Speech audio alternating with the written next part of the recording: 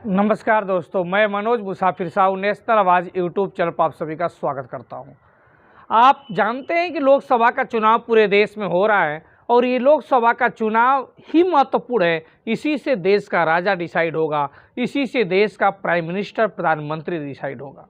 लेकिन इसके साथ साथ आपके लोकसभा क्षेत्र में भी आपका प्रत्याशी जो बनेगा और आपका जो सांसद बनेगा उसके ऊपर भी डिपेंड करता है कि आपके क्षेत्र का विकास कैसा होगा, आपके लोगों की आवाज़ कितनी ऊंचाई तक जाएगी, आपके लोगों की आवाज़ जो लोकतंत्र का मंदिर है संसद भवन दिल्ली में वह कहाँ तक जाएगा, ये डिसाइड करेगा कि आप चुन किसको रहे हैं। लेकिन आपसे मैं सिर्फ एक बात पूछना चाहता हूँ, आप सभी लोग, हमारे समाज के लोग, तेली समाज के लोग, चाहे सरनेम कुछ भी लिखते हो, साहू लिखता हूँ, राठौर लिखता हूँ, गुप्ता लिखते हो, परनामी लिखते हो, मोदी लिखते हो, लेकिन आप इस बात के इनकार नहीं कर सकते कि चाहे वो महाराष्ट्र हो, उत्तर प्रदेश हो, बिहार हो, छत्तीसगढ़ हो, मध्य प्रदेश हो, राजस्थान हो, हर जगह की मैं बात कह रहा हूँ, आप किसको वोट देते हैं? आपका जवाब होगा भारतीय जनता पार्टी। मैं पूछूंगा क्यों वोट देते हैं? आप कहेंगे हमारे समाज के मोदी जी हैं, ये भाजपा व्यापारियों की पार्टी है, हम हिंदू हैं। मैं फिर अगली क्वेश्चन पूछता हूँ कि जो राजपूत हैं, जो ब्राह्मण हैं, क्या वो हिंदू नहीं है? आपका जवाब होगा हाँ। मैं फिर पूछता हूँ, जब वो राजपूत और ब्राह्मण की आबादी से ज़्यादा उनको टिकट मिलता है, उनके सांसद चुने जाएंगे, वो लोकसभा में बैठे रहेंगे, जब कोई मामला फंसेगा आपका, तो बताइए उनका काम होगा कि आपका काम होगा? तो आप कहते हैं उनका काम होगा। तो फिर मैं पूछता हूँ, जब आपके रोग का सही इलाज नहीं हो रहा है तो बताइए उस डॉक्टर को आप बदलेंगे कि नहीं बदलेंगे? आप कहेंगे नहीं बदलूंगा। लेकिन इस जिद के आगे, इसको हम देहात में कहते हैं थेथरई, इस थेथरई के आगे मनोज मुसाफिर क्या कर सकता है? कुछ नहीं कर सकता। जिस भारतीय जनता पार्टी को आप वोट देते हैं, उस भारतीय जनता पार्टी ने, महाराष्ट्र में हमारी इतनी ज़्यादा आबादी है, सिर्फ मैं अगर मुंबई शहर की बात कर लूँ तो आप सभी को मालूम है, यूपी हो, बिहार हो, हर कोई ऐसा जिला नहीं है, ऐसा गांव नहीं है जिस गांव से आपके समाज का व्यक्ति मुंबई में जाकर अपना जीवन यापन ना कर रहा हो। आज की डेट में वो वहाँ का वोटर है, लेकिन नुमाइंदगी के नाम पे क्या मिलता है? वो वोट किसको देता है और उसकी आवाज़ को कौन सुनता है? कोई नहीं सुनता। चाहे वो म्यूनिसिपालिटी का केस हो, विधायक की हो, सांसद हो, जब भी कोई मामला फंसेगा कौन उसकी आवाज़ बनेगा? कोई नहीं आवाज़ बनेगा। आप कहते हैं कोई नहीं बनेगा, तो मैं पूछता हूं कि उसकी कमी क्या है? उस कमी को तो आपको जांचना परखना पड़ेगा ना। ऐसे ही 2 पीढ़ी आपकी बीत गई, फिर हमारी पीढ़ी बीत जाए, हमारे आप बच्चों की भी पीढ़ी बीत जाए, ये ऐसे ही चलता रहेगा क्या?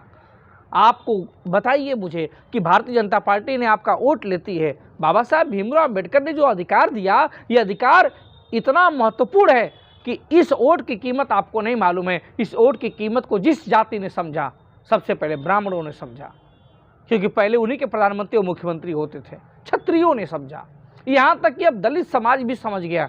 जिसने समझा उसने वो शीर्ष, सत्ता के शीर्ष पे गया। उस जाति का सामाजिक विकास के साथ शैक्षिक विकास हुआ, आर्थिक विकास हुआ और राजनीतिक विकास हुआ। लेकिन आपका विकास नहीं हो पाया क्योंकि आपने इस वोट की ताकत को नहीं समझा।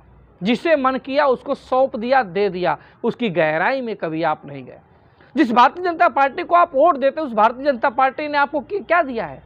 महाराष्ट्र में क्या दिया? 1 टिकट। मध्य प्रदेश में क्या दिया? 1 टिकट।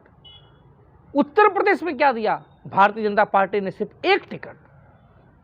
बिहार में क्या दिया? 1 भी टिकट नहीं। छत्तीसगढ़ जहां पे आबादी आपके मुख्यमंत्री बनाने की है, वहां पे आपको क्या दिया? सिर्फ 1 टिकट। ये भारतीय जनता पार्टी की हकीकत है। पूरे देश में अगर मैं मिला दूं तो बताइए आप, 1 टिकट महाराष्ट्र, 1 उत्तर प्रदेश और 1 टिकट छत्तीसगढ़, 3 ही तो टिकट भारतीय जनता पार्टी ने आपको दिए हैं ना। 1 मध्य प्रदेश में दिया है, 4 टिकट, 4 ही टिकट तो दिया है। इसके अलावा कोई हो तो बताइए मुझे, और होगा भी तो वो जो होगा वो लीडर नहीं डीलर होगा। क्या मतलब है उसका बताइए? इसलिए मैं आपसे कहता हूं, क्या आप पूरे देश में 4 टिकट पाके ही खुश हो गए? और जिनकी आबादी कुछ नहीं, उनको 200 टिकट मिल रहे हैं।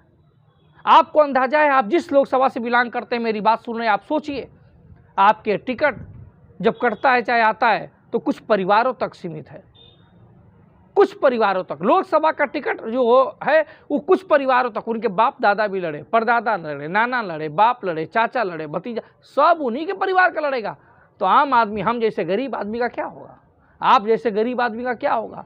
लोअर मिडिल क्लास का क्या होगा? क्या वो कभी राजा बनने के सपने सोच सकता है? तो इसलिए मैं कह रहा हूँ, इस तस्वीर को बदलने की ज़रूरत है। अब टिकट मांगना की आदत बहुत हो चुकी है, अब टिकट बांटने की बारी है हमारी। और ये टिकट बांटने सिर्फ कहने से नहीं होगा, आपको साथ देना पड़ेगा, आपको सोचना समझना पड़ेगा। लेकिन आप जब आंख बंद करके सिर्फ ये कह देंगे कि हम तो भैया भाजपा को ही वोट देंगे, कोई किसको दें, तो इसका कोई आंसर नहीं होता है। कुछ क्वेश्चन ऐसे होते हैं इसका कोई आंसर नहीं है, क्योंकि आप जब तर्क संगत बात नहीं करेंगे, जब पूरे देश में 4 टिकट आपके समाज को भारतीय जनता पार्टी देगी और पूरा वोट आप पूरा का पूरा 7.5% आपकी आबादी का पूरे देश में वोट है, सब कुछ न्यौछावर कर देंगे, तो आपकी तस्वीर डायरेक्ट ब्रह्मा भी आ जाएंगे धरती पे, तब भी नहीं बदल सकते। नरेंद्र मोदी जी के नाम पे आप वोट देते हैं। उस नरेंद्र मोदी जी ने तेली समाज के आराध्य देवी, जिसने सबसे पहले अंबेडकर जी से भी पहले, सबसे पहले ज्योतिबा फूले से भी पहले समाज सुधार का काम किया। उन्होंने कर्मशीलता के बल पे बताया कि अगर कर्म और सच्ची श्रद्धा और सच्चा मन होगा तो तुम्हारे सामने कुछ भी समस्याएं होंगी, सब हल हो जाएगा। ऐसे व्यक्ति, ऐसी नारी शक्ति का जब जयंती था 5 अप्रैल को, 2 दिन पहले माँ कर्मा देवी, हमारी आराध्य देवी का, तो आप बताइए मोदी जी ने क्या उस जयंती के लिए ट्वीट तक करना उचित समझा?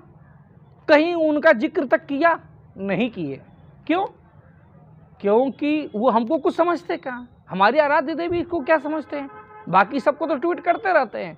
जिसको लगता है कि इसका वोट नहीं मिल रहा है, उसको लेना है, खींचना है, उनको तो लग ही रहा है ये डिलीवरी कर रहा है बिना मांगे।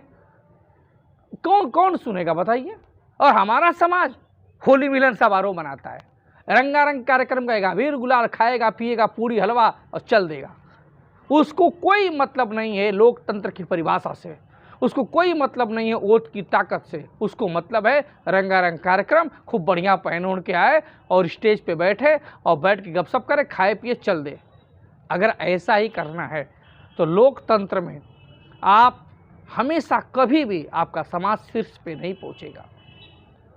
अगर आप शीर्ष पे पहुंचना चाहते हैं, आप चाहते हैं कि जो अपमान का घूंट आपके पूर्वजों ने झेला है वो अपमान का घूंट आने वाला भविष्य ना झेले, तो आपको इस वोट की ताकत को समझना पड़ेगा और समझना पड़ेगा।